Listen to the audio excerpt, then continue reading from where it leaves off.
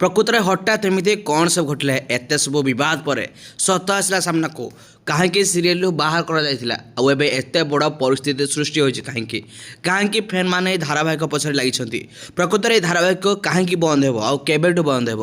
ସବୁକିଛି ବିଷୟରେ ଡିଟେଲ୍ସରେ ଆପଣମାନେ ନିଶ୍ଚିତ ଭାବରେ ଆଗକୁ ଏହି ଭିଡ଼ିଓ ଜାଣିବାକୁ ପାଇଯିବେ ଭିଡ଼ିଓକୁ ନିଶ୍ଚିତ ଭାବରେ ଶେଷ ପର୍ଯ୍ୟନ୍ତ ଦେଖିବେ ଯେଉଁମାନେ ପ୍ରକୃତରେ ସିନ୍ଦୁର ଅଧିକାର ଧାରାବାହିକକୁ ଦେଖନ୍ତି ଦେଖିବାକୁ ପସନ୍ଦ କରନ୍ତି ନିଶ୍ଚିତ ଭାବରେ ଭିଡ଼ିଓକୁ ଲାଇକ୍ କରିବେ ତାହେଲେ ଏତେ ବଡ଼ ବାଦ ବିବାଦରେ ଛନ୍ଦି ଯାଇଛି ମୋ ସିନ୍ଦୁର ଅଧିକାର ଧାରାବାହିକ ଆପଣମାନେ ସମସ୍ତେ ସୋସିଆଲ ମିଡ଼ିଆରେ ମଧ୍ୟ ଦେଖିବାକୁ ପାଇଥିବେ କେତେ ବଡ଼ ବିବାଦ ଘେରରେ ଛନ୍ଦି ହୋଇଛି ମୋ ସିନ୍ଦୁର ଅଧିକାର ସାକ୍ରିଫାଇସ୍ କରିବାକୁ ପଡ଼ିବ ସିରିଏଲରେ କାମ କରିବାକୁ ହେଲେ ସାକ୍ରିଫାଇସ୍ କରିବାକୁ ପଡ଼ିବ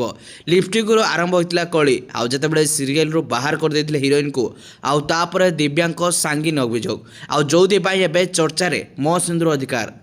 ସବୁଠି ଏବେ ଚର୍ଚ୍ଚାର ବିଷୟ ପାଲଟିଛି ଏବଂ ସମସ୍ତେ ମଧ୍ୟ ଭାବୁଛନ୍ତି ଏହି ଧାରାବାହିକ ବନ୍ଦ ହୋଇଯିବ ଏବଂ ଧାରାବାହିକକୁ ନେଇକି ମଧ୍ୟ ବର୍ତ୍ତମାନ ସମୟରେ ଏକ ବଡ଼ ଟୁଇଷ୍ଟ ସାମ୍ନାକୁ ଆସିଛି ଏହି ଧାରାବାହିକର ଯିଏ ଲିଡ୍ ଆକ୍ଟର ଅଛନ୍ତି ସିଏ ମଧ୍ୟ ମୁହଁ ଖୋଲିଛନ୍ତି ଆଉ ମୁହଁ ଖୋଲିବା ପରେ ଗୋଟିଏ ପରଦା ହଟିବାରେ ଲାଗିଛି ଆଉ ଏତେ ବଡ଼ ଘଟଣା ଯେତେବେଳେ ସାମ୍ନାକୁ ଆସିଥିଲା ଏବଂ ଏତେ ବଡ଼ ରିଆଲିଟି ଶୋ ଏତେ ବଡ଼ ଧାରାବାହିକ ଯିଏକି ତରଙ୍ଗ ଟିଭିରେ ପ୍ରସାରିତ ହେଉଛି ଏବଂ ଦୀର୍ଘ ବର୍ଷ ଧରି ଆପଣମାନେ ପସନ୍ଦ କରି ଆସୁଛନ୍ତି ଏବଂ ଏହି ଧାରାବାହିକକୁ ନେଇ ଏତେ ବଡ଼ ସଙ୍ଗୀନ ଅଭିଯୋଗ ରାତି କାଟିବାକୁ ପଡ଼ିବ ବୋଲି ଯାହା ଶୁଣିବାକୁ ମିଳୁଛି ଏବଂ ସୋସିଆଲ ମିଡ଼ିଆରେ ମଧ୍ୟ ହିରୋଇନ୍ ଜଣକ ସଙ୍ଗୀନ ଅଭିଯୋଗ ଆଣିଛନ୍ତି ତେବେ ଏହା ପଛରେ କ'ଣ ରହିଥାଇପାରେ ଅସଲ କାରଣ କିଏ ସତ କହିଥାଇପାରେ ଆପଣମାନେ ଅମର ଏବଂ ଦିବ୍ୟାଙ୍କର ଇଣ୍ଟରଭ୍ୟୁ ମଧ୍ୟ ଦେଖିଛନ୍ତି ଲାଇଭ୍ ଭିଡ଼ିଓ ମଧ୍ୟ ଦେଖିଛନ୍ତି ତେବେ ଆପଣମାନଙ୍କୁ କ'ଣ ଲାଗୁଛି କିଏ ପ୍ରକୃତରେ ଠିକ୍ ଆପଣମାନେ କ'ଣ ଏହି ଧାରାବାହିକକୁ ଆଗକୁ ଦେଖିବାକୁ ପସନ୍ଦ କରିବେ ନିଶ୍ଚିତ ଭାବରେ ନିଜର ମତାମତ କମେଣ୍ଟ କରି ଜଣାଇ ରଖିବେ।